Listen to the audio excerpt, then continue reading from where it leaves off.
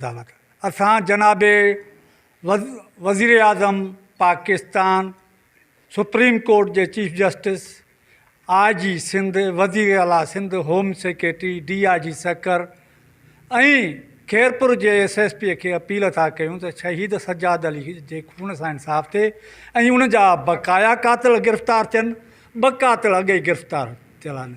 जेकॾहिं साईं जन अदालत कंदा त ख़ुदा ताला उन्हनि खे अजर अज़ीम ॾींदो।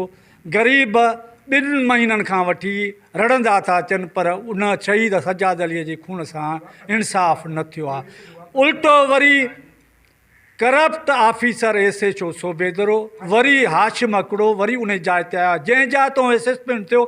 हे त अजीब जेको आहे सो लम्हो आहे। ईअं कॾहिं बि न थियो आहे जंहिं जाइ तो ऑफिसर जेको आहे सो सस्पेंड थियो हुजे रिवर्ट थियो हुजे वरी ज़ोर भरे उते अचे। उनजो मक़सदु छा आहे?